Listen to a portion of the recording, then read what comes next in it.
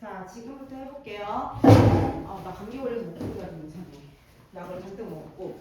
자, 그 모의고사 1등급이 지금 한 5명 나온 것 같아요.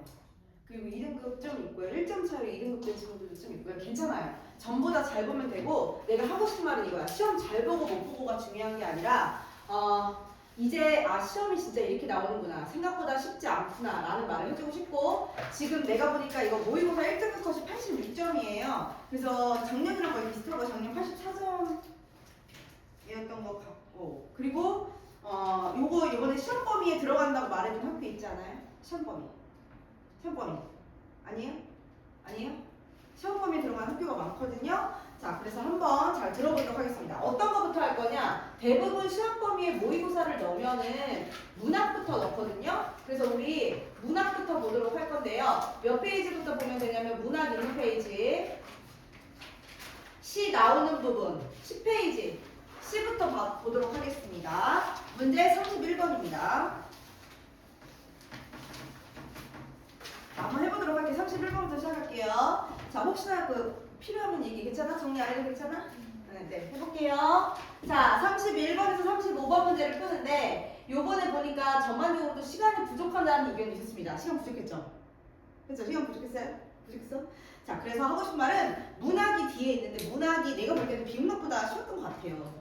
그래서 순서 바꿔서 푸는 것도 나쁘지 않을 것 같고, 자, 문제를 딱 봤어. 그리고 조금 난감했던 게 뭐냐면, 이렇게 가가 먼저 나오고 나다 나오는 게 잘 안 나왔어. 그리고 다 낯선 지문이었잖아. 이게 내가 볼 때 보기로 나와야 되는데 그냥 본문에 집어 넣었을 뿐이야. 한번 읽어볼게. 시에서 화자가 바라보는 풍경에는 과거와 현재가 중첩된 경우가 있다. 이때 시각이나 후각증의 이미지는 풍경을 구체화할 뿐만 아니라 화자의 기억을 환기하며 과거와 현재를 이어주는 매개체로 기능할 수 있다. 풍경을 떠올렸더니 어떻게 된 거예요? 풍경이 아니라 시각하고 후각 이미지를 떠올렸더니 풍경이 막 떠오르고, 그 풍경 속에 있었던 기억이 떠오르는 거야. 그쵸? 그리고 화자는 풍경 속에서 시간의 흐름에 따라 변한 것과 변하지 않은 것을 딱 감지하고, 개인의 기억이나 역사적 사건을 떠올리면서 자신의 처지를 인식하거나 그와 밀접하게 연관된 정서나 태도를 드러내기도 한다. 하고 싶은 말은 이거예요. 풍경, 과거, 현재가 생각나고요. 시각, 후각의 이미지를 통해서 풍경이 구체화되고 과거와 현재를 이어주는 매개체 기능을 한다는 거예요. 첫 번째 시, 감나무시 보도록 하겠습니다. 시작해볼게요. 올해도 고향집 감을 땄다. 복잡하게 우거진 가지들 중에 매년 내가 골라주는 순서가 있다. 자, 내가 여기다 계절 가을이라고 써놓은 거 보이지? 감이요, 가을에 열려요. 이건 배경이에요. 그러니까 너네 혹시 어렸을 때 감 따본 기억 없어요? 난 있는데 한 번도 없어요? 다 시끄럽나봐요. 그래서 강화도 가서 나 따본 기억 있어요. 그래서 장대 같은 걸로 막 이렇게 찔러가지고. 그래서 올해도 고향집 감을 땄다. 복잡하게 우거진 가지들 중에서 내가 매년 골라주는 순서가 있어. 근데 갑자기 네 번째 줄, 뜬금없지만 지금은 진토, 흙이 되어버렸을 아버지의 등뼈. 그럼 무슨 뭘 알 수 있어? 화자의 아버지가 돌아가셨구나. 흙이 됐다는 거야. 허리 흰 그 몸 냄새를 군데군데 묻혀둔 바이지만 타관길엔 도통 어두운 이 말씀. 자, 여기가 해석이 가장 어렵단 말이에요. 아빠가 돌아가셨다는 것까지 알았어. 그런데 허리 흰 그 몸 냄새, 허리가 휘었다는 건 시각적인 거고 냄새는 후각적인 거지. 자, 봐봐. 시각과 후각의 이미지를 이용했어. 근데 그거를, 그 냄새를 군데군데 묻혀줬대. 당연히 어디다 묻혀줬겠어? 지금 나온 거. 감나무밖에 없단 말이야. 그러니까 이렇게 생각하면 돼. 화자가 어린 시절에 아빠랑 같이 감을 땄었어, 고향집에서. 근데 아빠가 돌아가신 거예요. 근데 감나무를 보면서 그때 추억을 생각하는 거예요. 이해됐어요? 그래서 그 감나무에는 아빠의 허리 흰 그 몸 냄새가 묻혀져 있지만, 타관이라는 건 뭐야? 익숙하지 않은 고향, 그러니까 고향이 아닌 먼 곳이야. 타관길엔 도통 어두운 이 말씀. 자, 뭐야? 이 익숙하지 않은 길에는 우리 그 아빠의 그런 모습들 같은 거나 이런 것들이 떠오르지 않는다는 거야. 그 다음, 감나무를 오르내리는 내 구부정한 그림자도 어느덧 늙은 거미같이 더디다. 자, 화자가 어렸을 적 아빠랑 감 땄던 기억을 생각했다가 지금에 와서는 내가 다시 감나무 올라서 감 따는 게 마치 늙은 거미같이 더뎌. 나는 이 부분 보면서 뭐가 생각나냐면은, 내가 겨울방학에 2월에 갔어요. 초등학교 2학년 조카랑 중1 한 명이랑. 근데 내가 무서운 거 진짜 잘 타거든. 내가 자이로드 푸른라이드 완전 대표, 완전 롯데월드 가면 하루 종일 다 탔어. 막 애들이랑 맨날 놀러 가서. 근데 그때는 하나도 안 무섭고 하나도 안 떨렸고 하나도 안 어질렀거든. 근데 요번에 가서 탔는데 겨우 바이킹 탔는데 막 떨리고 못 하겠는 거야. 그래서 결국 못 하냐. 이거 도는 거 있죠. 이거 그거 탔어요. 내가 느낀 거는 내가 옛날에 내가 아니다. 옛날에 하나도 안 어지럽거든? 근데 막 후룸라이드 타려니까 막 가슴이 벌렁거리고 막 이거 자유로도 타려니까 못 하겠는 거야. 너무 무서워서. 화자도 지금 그걸 느끼는 거야. 내가 옛날에 감나무를 막 올라가서 감을 그렇게 잘 땄는데 지금은 감나무를 오르내리는 내 구부정한 그림자가 늙은 거미같이 더디다. 화자가 나이가 먹었으니까. 그리고 감나무를 내려와서 땅을 디디니 작년보다도 더 큰 안심이 덥석 날 바다 아니다. 이 표현 너무 멋있지 않아요? 무슨 뜻이냐? 마치 이런 거야. 내가 바이킹 타고 내려왔는데 살 것 같은 거야. 내 다리가 이제 물렁거리지 않으니까. 이 화자도 감나무에 올라갔다 내려오니까 작년보다 더 큰 안심이 나를 받았어. 이제 나 감나무에서 다행히 잘 내려왔구나. 다리 안 부러지고. 다음, 이제 어쩔 수 없다는 말이 감나무를 한참 올려다본다. 한마디로 나도 늙었네. 그런 느낌이에요. 속절없이 고목인 한 시절의 유적이 쓸쓸히 서쪽에 선다. 서쪽에 선다는 거는요, 해가 동쪽에서 서쪽으로 지잖아. 그런 것처럼 감나무를 보면서 내 한 유년 시절이 지는 걸 생각해 보는 거야. 이제 나 늙었네. 그 다음, 빈 감나무의 검은 골조가 저녁 노을 깊이 음각으로 찍히면서 내 등떨미를 붉게 떠민다. 이제 감나무 모양이 이렇게 모양이 있겠죠. 감나무가 있겠죠. 그 검은 색깔 그 감나무의 뼈대가 저녁 노을 깊이 이게 찍혔을 때 튀어나오면 양각이고 들어가면 음각이잖아. 마치 들어간 것처럼 깊숙이 내 등더미를 붉게 떠민다. 감나무의 그림자가 내 등에 이렇게 비친 모습을 이렇게 멋있게 보는 거야. 그리고 하고 싶은 말은 이렇게 색채화가 나오면 무조건 동그라미를 쳐야지. 이해됐어요? 이 시는 전체적으로 화자가 어렸을 때 감나무 아빠랑 땄던 걸 기억하면서 아빠님이 돌아가셨어. 그리고 화자도 늙어버렸어. 그리고 늙어버렸다는 걸 감따면서 체험했어. 그리고 쓸쓸히 자기의 유년 시절을 생각하면서 어때 분위기가?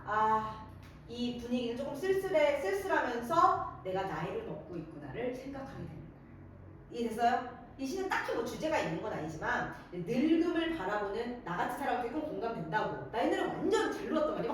막 노력한 좋았어. 근데 그날은 4시간 있었는데 기빨려서요 죽을 뻔했어요. 그런 느낌인 거죠. 이해됐나요? 그 다음 다 볼게요. 제목. 백상루별곡. 이거는요 1595년에 지어진 작품이고요. 백상루라는 곳에서의 별곡, 노래를 부른 거야. 이 이현이라는 사람에 대해서 배경 지식을 얘기해주면요, 이 사람이요 영의사라는, 지금으로 따지면 중국 사신을 접대하는 거니까 굳이 뭐 비슷한 직업을 따지자면 외교관 같은 그런 역할을 하고 있는 사람이에요. 그리고 전체적인 내용이 그거예요. 이 백상루라는 곳에서 풍경을 바라보면서 내가 느낀 감정을 말하는 부분입니다. 이번에 모의고사 문제들의 특징이 뭐냐? 한 번도 보지 않은 지구가 많이 나왔어서 1500년까지 지금까지 올라갔단 말이야. 얼마나 이 모의고사 내는 사람들도 많이 생각하겠어. 이 작품은 과거 모의고사에 딱 한 번 나오긴 했어요. 조금 어렵죠. 이해됐죠? 자, 한번 해보도록 하겠습니다. 아침 물결이 잔잔하여 수면이 맑으니 눈앞에 어른어른 정신이 표현하다는 거는 가벼우니 열자가 바람을 타고 공중에 떠있는 듯. 자, 이 사람이 앞에 쫙 펼쳐진 바다를 보면서 생각하는 거야. 아침 물결 참 잔잔하다. 수면도 맑다. 눈앞에 어른어른 나 정신도 가볍다. 이 열자라는 사람은 과거에 그 각 주석으로 해서 밑에 해설을 줬는데 요즘에 안 달아줘. 이 열자는 중국 사람인데 구름을 타고 15일 동안 다른 데 갔다가 놀러 왔대. 다시 돌아왔대. 그럼 몰라도 상관없고 어쨌든 내가 이렇게 강을 바라보고 있는 느낌이 열자가 바람을 타고 공중에 떠 있는 것 같다. 저물녘에 바람 불어 물결을 놀래고 햇빛이 금색되어 노을이 뻗치니 지금 바다 위에 물결이 막 바람결에 흔들리고 햇빛이 쫙 금색으로 비치는 거야. 마치 어떤 것 같아? 천상의 신선들이 묘약을 만드느라 불을 조절하며 온갖 곡식을 부엌에서 끓이는 듯하다. 이 멋있는 풍경이 마치 그런 것 같다는 거야. 그리고 야 뭐뭐 하는 듯 무슨 법이야? 대표적인 직유법을 갖다가 비유를 하고 있는 거지, 그치? 자, 지금 너네 이게 좀 공감이 되려나 모르겠네. 자, 한강 같은데 쫙 보면 햇빛 받아서 한겨울 물이 윤술돼가지고 막 바삭바삭 하잖아. 지금 이 화자도 백양루라는 데에서 앞에 강을 보면서 마치 신선들이 온갖 불을 조절하면 모양 만드는 것 같구나 하고 느끼는 거야. 되게 풍경 묘사야. 그 다음 수군 백망이 고기밥이 되었으니 조수의 성난 기운 어느 곳에 잠잠할까? 요거에 대해서는 각주를 줬어요. 밑에 뭐라고 듣냐면 고구려 장수 을지문덕이 중국 수나라 병사들을 천천강에서 몰살시킨 사건이라고 되어 있어요. 한마디로 지금 이 시의 화자인 이현은요, 천천강 앞에 있는 거야. 천천강 앞에서 과거 을지문덕 장군이 중국 사람들을 다 죽였던 장면을 생각하면서 뭐라는 거야? 수백몇 명이 고깃밥이 되었으니 이 썰물 밀물의 성난 기운 어떻게 잠잠해질 수 있겠냐. 그 사람들의 혼 때문에 이게 이렇게 바다가 날린 거야. 이렇게 얘기하고 있는 거야. 그 다음 강가의 일곱 불상은 아냐 모르냐. 사람이 죽어도 산수는 그대로니 슬픔이 그지없다. 이 강가 주변에 7개의 불상이 있는데 너네 이거에 대해서 아냐 몰라. 사람은 옛날에 을지문덕 장군이 오셔서 다 죽어서 난리가 났는데 이 산하고 물은 그대로니까 이 사람이 느끼는 정서는 어떻대? 슬퍼. 마치 이거야. 우리가 아무리 오래 살아도 150년 못 살잖아. 100년 살고 죽었어. 그래도 여기는 세상은 변하지 않아. 그래서 화자는 아유 슬프다. 인생은 참 무한하지 못하고 무상하네. 그치? 그 다음 어린아이 17 기별 없이 찾아오네. 나그네의 정예를 떨쳐내면 어떠냐. 한때 태평성대를 대강만 물으니 지난일 아득하여 자취만 남았도다. 나중에 태어나 바람결에 술잘 기운이니 못다 푼 시름이 갈수록 새롭도다. 한마디로 뭐야? 얘가 있는 곳에 어른아이만 아무 기분 갈게요 말도 없이 찾아오고 나그네의 정예를 떨쳐내면 어때? 옛날에 우리나라 좋았을 때 태평성대를 대강 물으니 그 태평성대가 아득해. 언젠지 모르겠어. 자취만 남았어. 그래서 내가 술잔을 기울이는데 이 못다 푼 시름이 술 먹어도 풀어지지가 않아. 그 다음 자 봐봐. 정사가 안정되어 좋은 제도가 시행되니 백성들이 편안해서 전쟁 같은 난리를 잊었도다. 갑자기 이렇게 힘든 상황 속에서 우리나라 너무 편해서 사람들이 옛날 얘기를 기억을 못해. 왜 이런 걸 넣겠어? 임금님 예찬 해주려고 넣은 거겠지. 그 다음 임금이 황궁하여 중흥을 여시니 여기서의 임금은요 1595년의 배경으로 따지면 선조 임금님이야. 선조는 대표적인 무슨 사건이 있었냐? 명나라에다가 삼전도 굴욕을 했잖아. 그러니까 근데 이 선조 임금님이 도망갔다가 저 멀리 다시 돌아오셔서 새로운 우리의 흥을 여시니 가득 찬 이 먼지들을 우리 임금님 선조 임금님이 내일이면 다 쓸 수 있겠구나. 천자가 현명하여 우리를 살펴 양호를 보내시니 여기 양호가 뭔지 나왔지. 정유년에 왜군이 다시 침략하자 조선을 도우러 온 명나라 장수. 명나라 사람이니까 중국 사람이야. 중국 사람. 그러면 다 되게 애매한 게 있다? 이거 지금 1595년이잖아. 근데 1597년에 왔던 사람을 보냈다니까 말이 안 맞지. 왜 그런지 찾아보면 이 천자는 우리나라 왕이 아니라 중국 왕이고요. 이 중국 왕이 양호라는 사람을 한 번 보낸 게 아니라 옛날부터 계속 보냈대. 1595년에도 보냈대. 그런데 1597년에 우리나라에 와서 대대적으로 도와줬나 봐.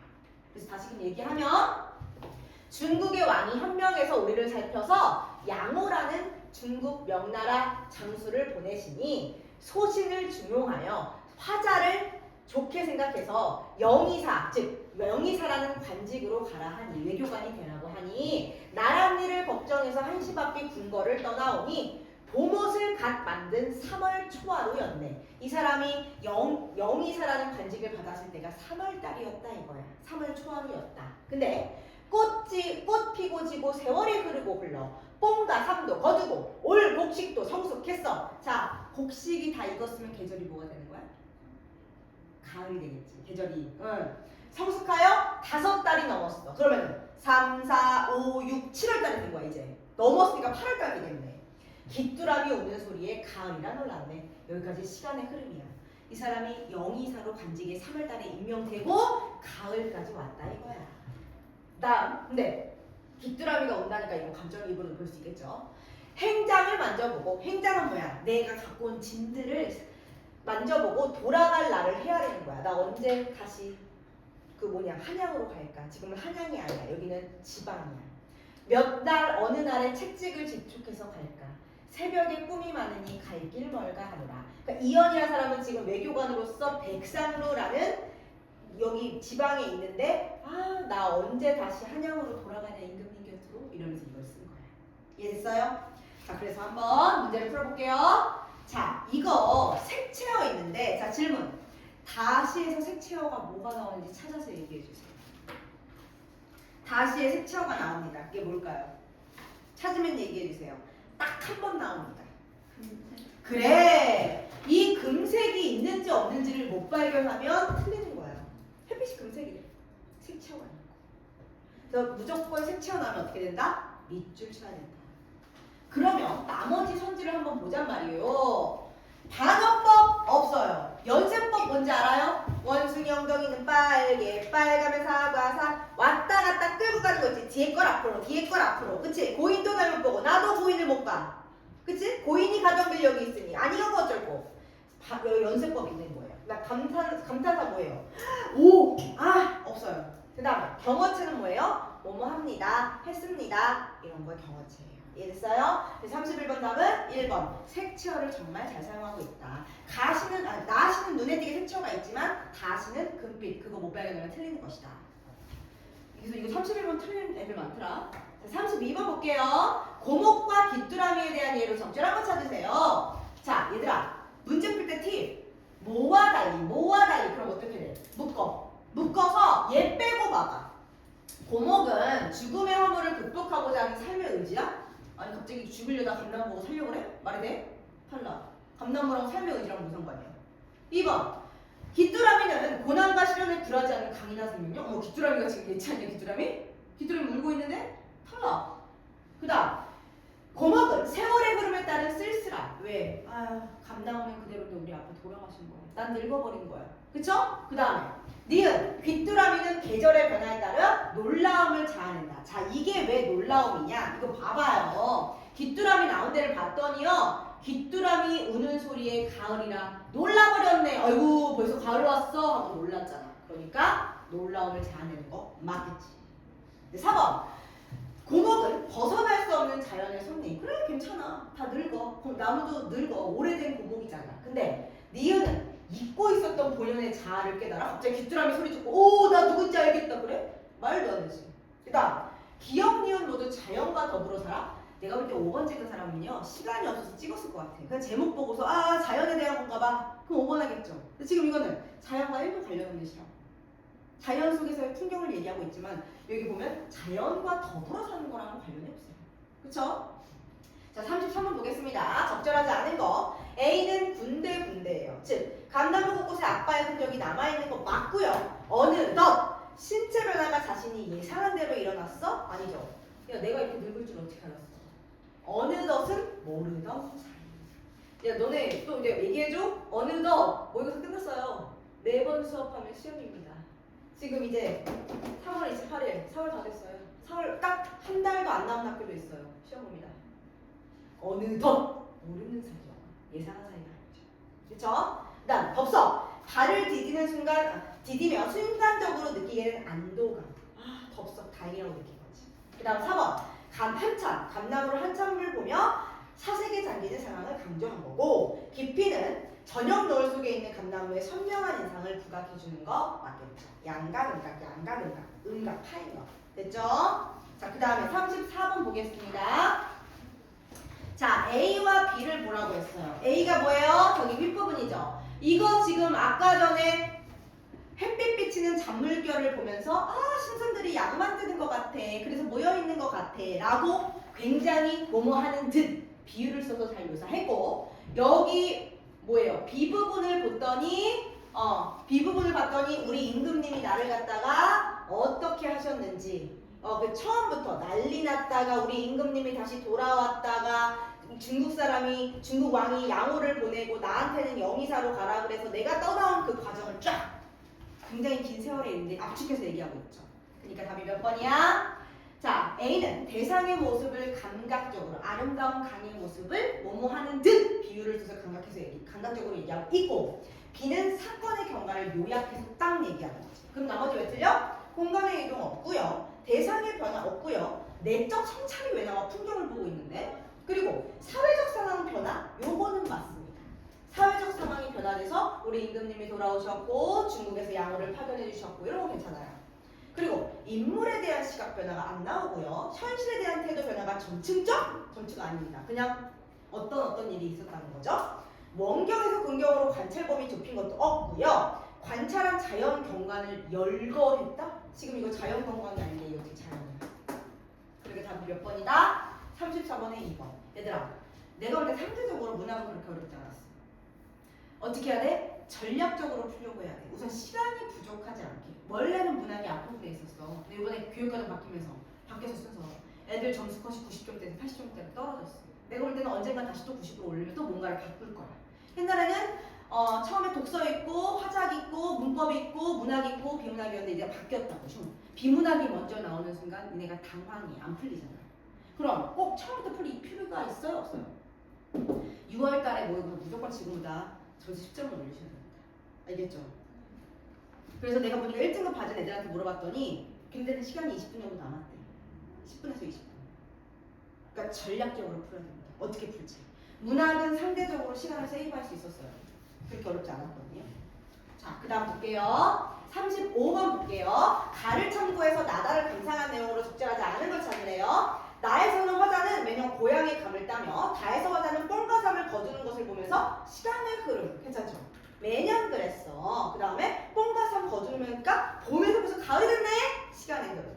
그 다음 두 번째. 나에서 우거진 가지들은 개인적 기억을, 다에서 조수의 성난 기억은 역사적 사건을 환기해줘. 그쵸? 조수의 성난기운을 보면서 을지문덕 장군이 중국 무찔렀다고 생각했고 우거진 가지들 보면서 우리 아빠가 그 감 따려고 했던 거 생각났어. 그리고 3번. 나에서 화자는 허리 흰 아버지와 구부정한 자신을 대응시켰어. 거기가 좋아. 근데 아빠를 예찬했다고 하면 돼, 안 돼? 얘들아, 끊어야지. 아버지를 어떻게 한 거야? 그다음 다에서 화자는 변함없는 산수와 유한한 인간을 대조. 변함없는 거랑 변함 있는 걸 대조했는데 그래서 자연 예찬이라고 할 수 있어? 아니요. 뒤에 거 헷갈렸어. 솔직히 난 뒤에 거도 틀렸다고 생각해. 뒤에 게 틀렸다고 몰랐다고 해도 앞에 거 이거는 아빠를 예찬한 거야? 우리 아빠 대단해야? 아니죠. 예찬에 여기 심표 끊고 뒤에 걸로 갈 수 있는 힘이 있어요. 그 다음에 나에서 화자는 늙은 거미처럼 더딘 존재로 나이 들었으니까. 다에서 화자는 태평성대의 자취만 남은 현실에서 씨름하는 존재로 자신의 처지를 인식하고 있고. 맞겠죠? 마지막. 나에서 어쩔 수 없다는 화자의 말은 나이든 모습을 담당하게 수용하는 거죠. 그쵸? 어쩔 수 없어. 그 다음 돌아갈 날만 헤아려 한양으로. 그러니까 화자의 행동은 궁궐로의 복귀를 바라는 마음. 괜찮죠? 그래서 내가 왜 이렇게 이 선지들을 자세히 보냐. 학교 시험에 이게 나온다면 내가 볼 때는 이 선지들 갖다 작성할 거야. 이거 다시 정리해야 돼 그때. 그래서 웬만하면 학교 시험에 모의고사 들어가거든요. 문학은 거의 많이 내요. 그때 나 시험 기간에 이거 다시 할 시간이 없습니다. 미리 얘기할게요. 모의고사 오늘로서 정리 끝낼 거고요. 개인들이 집에 가서 정리하시고요. 두 번째, 지금 내가 의문변동 73문제짜리를 만들었거든요. 멘토링 때 와서 쫙 시험하는 거 봅시다. 73개. 풀고 책정을 잡고 가는 거예요. 그 다음 나머지 개인별로 지금 외부 지문 갖고 오고 있어요. 그럼 해주고 있는 거예요.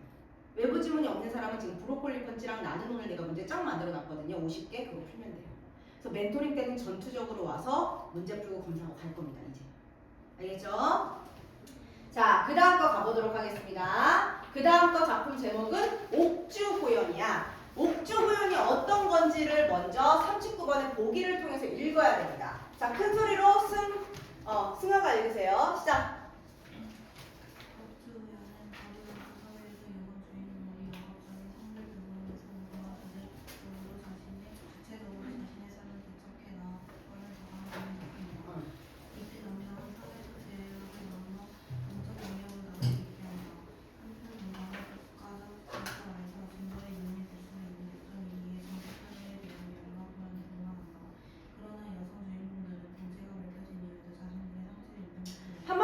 거예요. 여기에서요 여자들이 있어. 여자들이 3명이 나오는데 좀 큰 일을 하고 싶어. 안 되겠다. 남장 모티프, 남장을 합니다. 그런데 이 남장은요 징벌, 나라한테 임금님한테 벌 받을 수 있는 요인이 되니까 약점도 되고 불안해.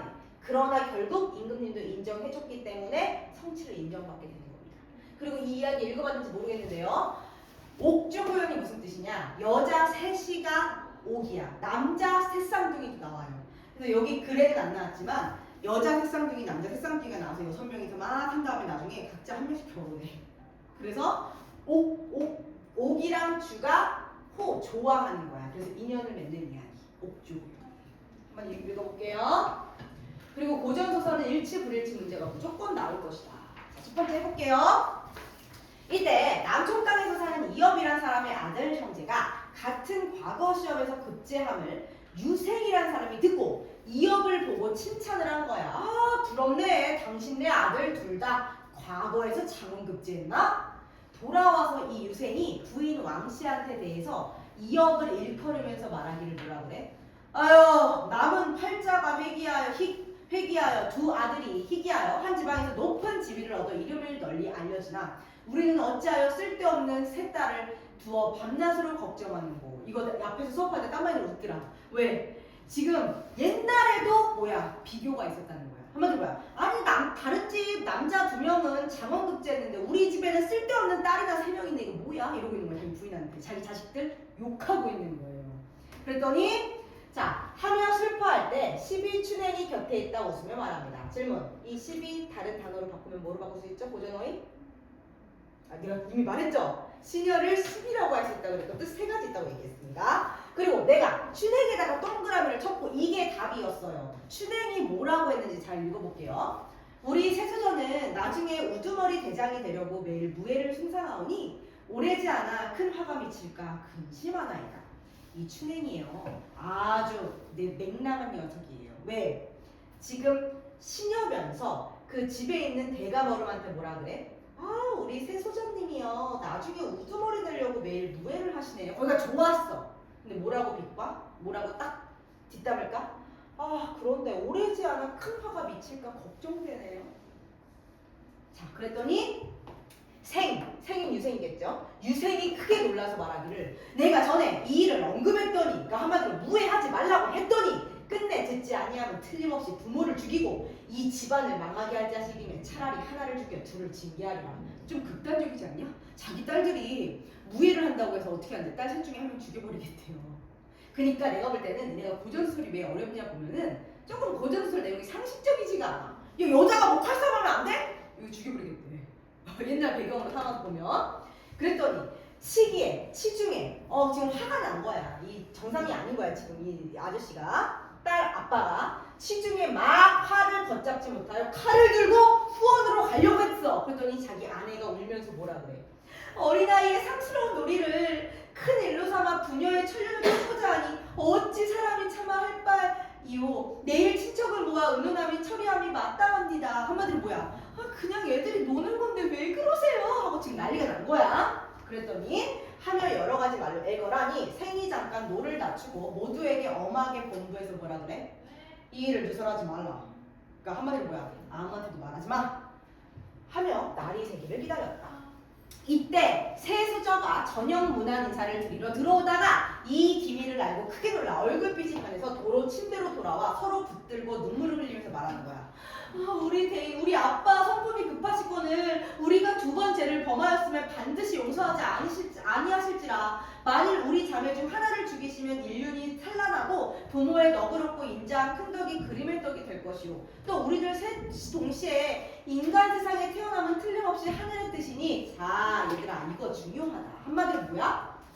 우리 아빠가 우리를 용서하지 않을 거야. 만약에 아빠가 우리들 중에 하나를 죽이면 인륜이 망가지는 거야. 그리고 부모의 너그러운 덕은 그림의 떡 없어지는 거야. 여기까지 좋았어. 근데 그 다음 봐봐. 우리들 셋이 동시에 태어났대. 한마디로 얘네는 지금 어떤 상태인 거야? 새쌍둥이라는 거야. 그리고 이거는 틀림없이 누구의 뜻이야? 하늘의 뜻이. 내 여기다 뭐라 써놨냐? 천명. 왠지 알아요? 니네들이요 36번을 그렇게 많이 틀렸어요. 이거 37번 봐봐. 37번. 자, 지주는 천명을 근거로 주장의 정당성을 확보한다. 하늘의 뜻이라는 걸 뭘로 바꾼 거야? 천명이야. 이걸 갖다가 천명이 하늘의 뜻인 걸 모르면은 천명이라는 사람 안 나왔는데 틀렸다. 잘못 푸는 거지. 지금 여기서는 하늘의 뜻이라는 단어를 갖다가 이렇게 바꾼 거야. 이해됐죠? 자, 그래서 어떻게 해야 돼? 하늘의 뜻이니 어찌 평범하고 보잘것없이 이 여자 혼자 사는 규방을 지켜서 그저 늙겠냐. 잠깐 부모 무릎을 떠나 부모 품 안을 떠나서 하늘이 명한 임금을 도와 큰 공명을 이룬 후에 금이 한양에서 부모께 배우면 기뻐하실까 하노라. 한마디로 뭐야?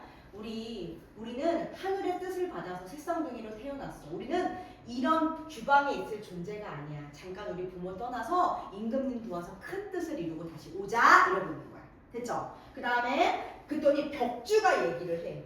언니의 말씀이 가장 유쾌하나 많은 공명을 이루면 다시 부모를 만날 것이나 그러지 못한즉 세상에 버려진 사람이 되어 이러지도 저러지도 못하리니 언니는 깊이 생각해요 하고 벽주가 말리고 있어.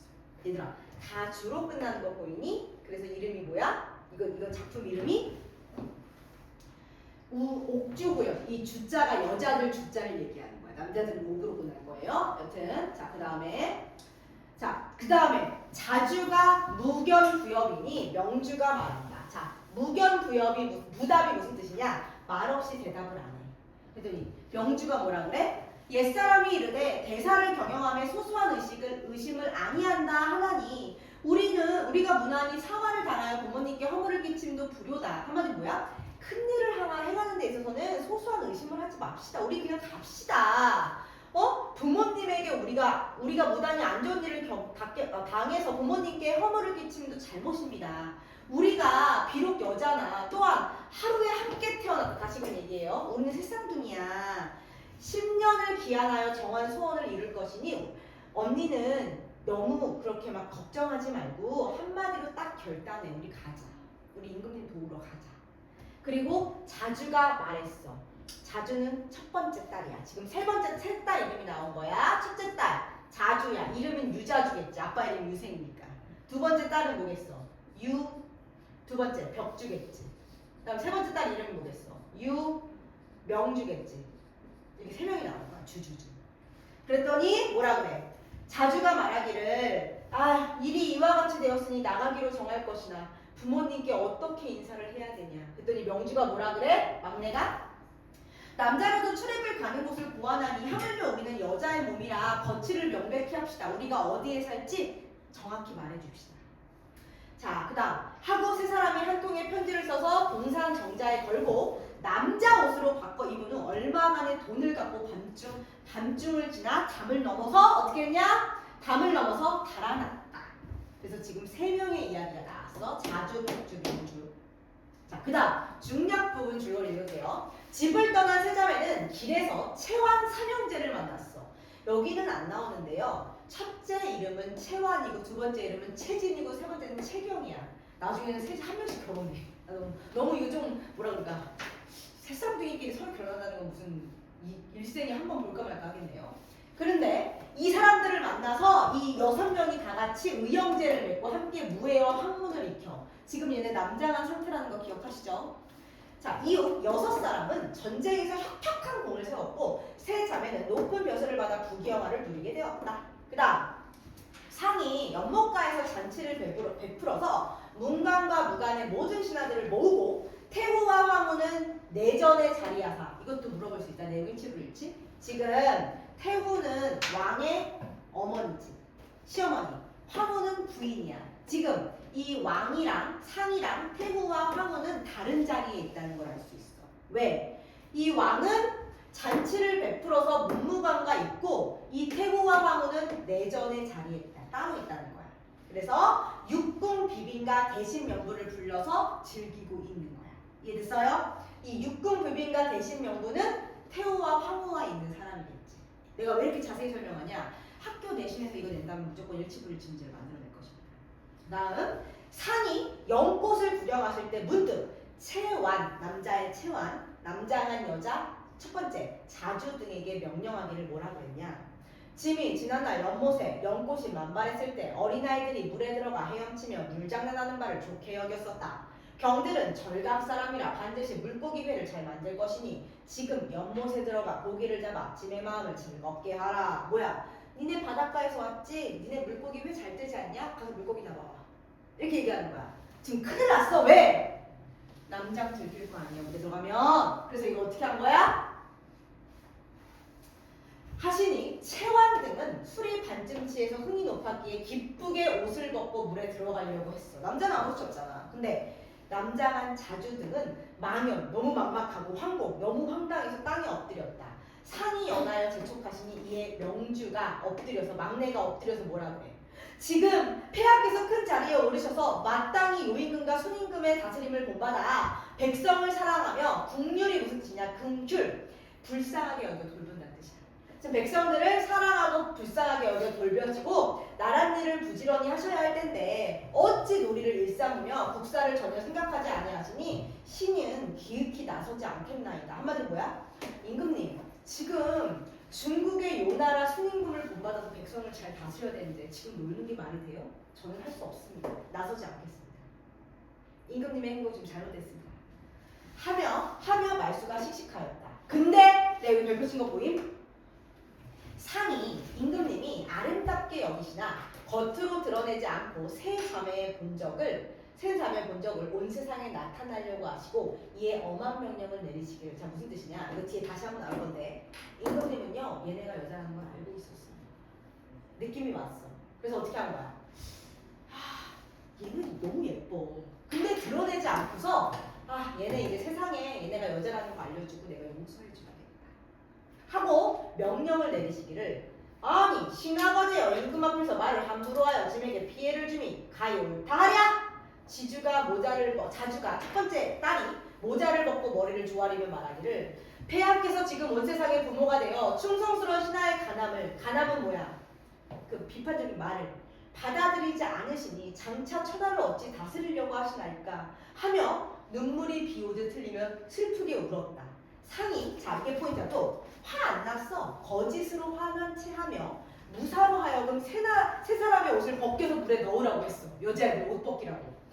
무사가 명령을 받들여 10여인이 막 달려들어서 옷 벗기려고 하는데 이에 이르러서는 세 사람이 피하지 못할 줄 알고 허둥지둥하다가 빨리 자기들이 알아서 사모와 조복을 벗고 엎드려 쟁을 청하니 상이 거짓으로 놀란 거야. 얘네가 이럴 거 아는 거야. 그러면 뭐라 그래? 경애제를 청하는 바 사실 있는 그대로 밝혀 아래라. 그러니까 세 사람이 울면서 뭐라 그래? 저희들이 천지를 속여 여자가 남자로 변장한 죄가 있어오니 지금 와서 어떻게 끝까지 속입니까? 죄송합니다. 저희가 속였어요. 하고 전후 사정을 낱낱이 하였다. 상이 듣기를 마치고 놀라고 또 웃으며 말하기를 오늘 경들의 속마음을 들으니 진실로 기이한 일이로다. 이 짐이 저번에 이 사실을 알았대. 그래서 어떻게 했다는 거야? 자기를 줄 때 자기명을 다르게 했다. 이미 난 알고 니네들이 여자한테 주는 자기를 줬다 이거야. 그 다음 오늘 이 행동은 경들의 본적을 조정해 모든 벼슬아치로 하라고 명백히 알게 한 이후에 대사를 청하고자 행하고자 함이니 경들은 비록 지혜가 원대하나 어찌 나를 속이냐. 오늘 다 니네 용서해 주려고 한 거야. 하시고는 시중 드는 사람으로 하여금 태우께 아뢰니 태우가 즉시 부르라고 명했다. 무슨 말이야? 태우는 또 이 자리에 없다는 걸 알 수 있어. 뭐야? 시중 드는 사람한테 가서 내 부인한테 전해줘. 얘네가 여자라는 사실을. 그러니까 태우가 어떻게 한 거야? 야 빨리 걔네 데리고 와봐. 이렇게 한 거야. 이해됐어요? 시중 드는 게 너무 많아. 그 다음 세 사람이 비단으로 만든 도포와 옥으로 장식한 띠를 갖추고 궁녀를 따라서 장충전에 이르러 절을 했어. 그랬더니 태우하고 하무, 즉 시어머니하고 부인이 약간 태우였으면 시어머니다. 자기 엄마다. 자기 엄마하고 하무가 얼굴을 보신 즉 세 사람의 아름다운 용모와 민첩한 기질이 더할 수 없이 아름다웠다. 하무가 기쁘게 자리를 내어주고 칭찬하기를 경이 귀중의 여자로 만군 중에 거리낌 없이 행동하여 나라의 공이 크니 그 기 아름답게 여기노라. 지금 어떻게 된 거야? 통치를 인정받은 거야. 하시니 세 사람이 엎드려 은혜에 감사했다. 이해했어요? 자, 1치불 갑니다. 1번 유생은 딸을 준 자신의 처지 한탄. 기억나죠? 첫 번째 비교했던 거. 아니 땅집 애들은 과거 급제했다는데 형제가 나는 쓸모없는 딸만 3명인데 이렇게 얘기했잖아. 두 번째 춘행은 자주 자매의 무의 실력을 칭찬해 아니죠. 이 춘애가 아주 못된 년이에요. 맥락은요. 어떻게 써요? 근심 걱정한다고 딱 얘기했잖아. 그치? 그 다음 자주 자면은 새쌍둥이로 같은 날. 내가 볼 때 3번 한 사람이 그렇게 많다. 설마 새쌍둥이임? 이러면서 너 몇 번 했냐? 4번 보자. 채왕과 자주는 모두 절강 사람. 그 한 줄을 못 발견하면 틀려. 절강 사람 어디 나왔는지 네가 읽어봐. 아까 어떻게 딱 나왔잖아. 2번이나 나왔다?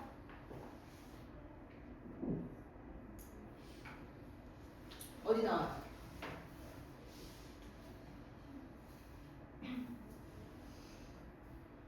찾았어?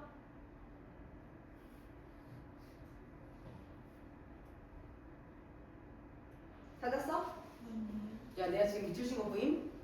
경들은 절강 사람이라. 니네는 그래서 회를 잘 뜨잖아. 그치? 내 기억에 한 번 더 나왔는데.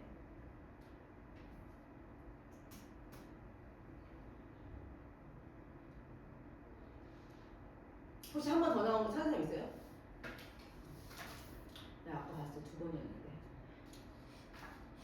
어쨌든 한 번이든 2번이든 나왔어요. 알았어요. 그러니까 고전수설은 한 줄 때문에 답이 되는 게 너무 많아요. 그 다음에 태구는 연못가에서 일어난 일을 목격 못했어. 왜? 사람을 불러서 보냈거든.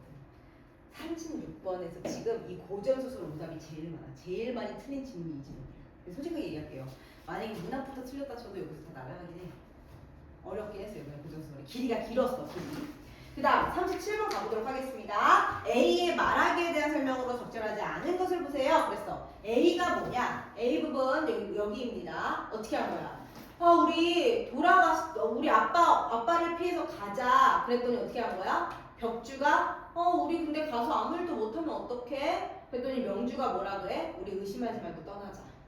그리고 명주는 우리 어디 살지 정확히 얘기하자. 이렇게 얘기했죠.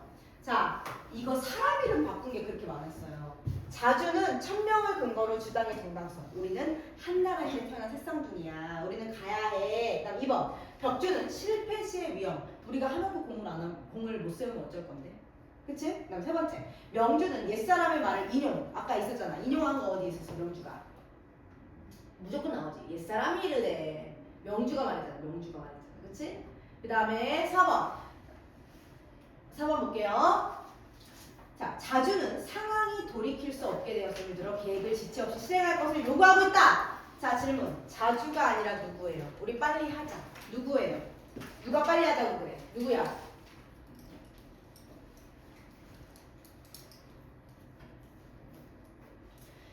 언니 유해하지 말고 한마디로 끝내. 빨리 해. 누구야? 명주야. 그러니까 명주가 한 말을 누구 걸로 바꾼 거야? 자주로 바꾼 거야. 이렇게 사람 이름 갖다 장난친다고. 왜 누가 말했는지 확인하는 문제 아니야. 이해됐죠? 자, 그 다음 가볼게요.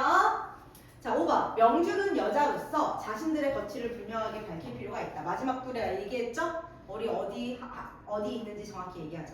여기 있잖아요. 여기. 남자라도 출입 가는 곳을 보아니 하물며 우리는 여자의 몸이니까 거처를 명확히 합시다. 명주. 누가 말했는지를 지금 갖다 장난치는 문제였습니다. 됐죠? 그 다음 거 보겠습니다. 기억과 니은. 기억은요, 아빠가 딸 중에 한 명 죽이려고 그랬어. 그랬더니 엄마가 뭐라 그래? 아니, 애들이 놀이하는 것 같다. 그러면 안 되죠. 그 부분이고, 이 니은은요, 명주가 왕한테, 아니, 지금 백성들을 이렇게 있는데, 명나라, 요나라 임금님, 그러니까 중국의 요순시대 임금님을 따르지 않고 이렇게 놀면 되겠어요? 뭐 한다는 거. 그러니까 놀이야. 적절한 거. 기억은 행위의 의미 축소. 한마디로 뭐야? 아니, 여자애들이 칼 갖고 노는 거는 별거 아닌데 왜 그래요? 그 다음 2번째. 행위의 부당함. 당신은 지금 이렇게 백성들을 돌보지 않고 놀면 되겠어요? 실제는 옷 안 벗으려고 한 거지. 그치? 2번째. 행위의 필요성을 역설. 내가 저번에 역설 무슨 뜻인지 가르쳐줬지. 무슨 뜻이라고 했어? 얘기해봐. 역설 저번 주에 알려줬잖아. 역설하다. 역설법 아니고 역설이 무슨 뜻이냐고. 저번에 가르쳐줬잖아. 강조하다라고 가르쳐줬잖아. 비문학에서. 그러니까 한마디로 무슨 뜻이야? 행위가 필요하다는 것을 지금 강조하려고 그런 거야? 아니죠. 강조하는 건 상관없죠. 2번째, 니은은 행위의 경위를 해명하여 자신의 처지를 개선하려고 한다. 경위를 해명하는 것도 말도 안 돼. 그다음 2번째, 행위의 동기를 은폐, 숨기려는 것도 아니고요. 행위의 절차를 문제 삼는 것까지는 좋은데 합의가 아니라 뭐야? 일방적으로 옷을 안 벗으려고 하고 있는 부분이죠. 나 안 들어가. 그 다음 4번. 기억, 니은 모두 행위가 단순한 유희, 장난임을 강조해서 상대방에게 동참? 야 그럼 뭐야? 임금님 같이 바다에 들어갑시다. 말이 돼요? 아니죠. 5번. 기억, 니은 모두 행위가 미성숙한 태도에서 비롯되었음을 지적하면서 상대방 화나려고 해? 화를 돋으려고 해? 그럼 임금님 화 돋아서 어떻게 하려고? 죽을 수도 있는데. 말이 안 되죠. 자, 그 다음 마지막 문제 가겠습니다. 39번. 적절하지 않은 것은? 자, 1번 보세요. 유생이 무해 수련을 하는 딸들을 부모를 죽이고 문호를 망하게 할 자식이라고 규정하는 데에서 가부장적인 성별 규범에 의한 억압이 있었다. 당연하죠. 여자가 칼 갖고 하는 건 집안 망할 일이라니까. 그 다음 두 번째. 세 자매가 공명을 이루는 금이 한양하기 위해 집을 떠나는 데에서 사회적 제약을 거부하고 주체적으로 삶을 개척하는 여성의 면모가 드러난다. 그쵸? 집을 떠나는 거잖아. 공명을 이루기 위해. 다음 세 번째. 임금이 잔치에서 세 사람의 옷을 벗겨 물에 넣으라고 명령한 데서 남장이 공적 영역으로서의 진입을 가능하게 하면서도 정체 탄로의 위험을 동반함을 알 수 있다. 그쵸? 옷을 벗어서 물에 넣으려고 하는 거에서는 남자하고 잘 살았다가 정체 탈로가 될 수 있는 순간이니까. 그다음 4번. 임금이 세 자매가 여자가 남자로 변장한 데를 스스로 밝히도록 유도하는 대에서 그러니까 좋아. 자신을 속인 세 자매를 징벌해서 국가적 질서를 어집힌 것은 단 죄하려고 한 거야? 오히려 밝혀서 용서해 주려고 한 거지. 5번. 황후가 귀중의 여자로 나라의 공이 크다 하고 칭찬한 데에서는 남장시기의 공적이 여성의 성취로 인정을 받게 되었음을 알 수 있어. 그래, 잘했다고 인정받은 거니까. 이해됐어요? 그래서 여기까지 고전 수설이었고요. 자, 지금 7시니까 쉬는 시간을 한번 줄 건데요. 쉬는 시간 15분 잡고 돌아오겠습니다.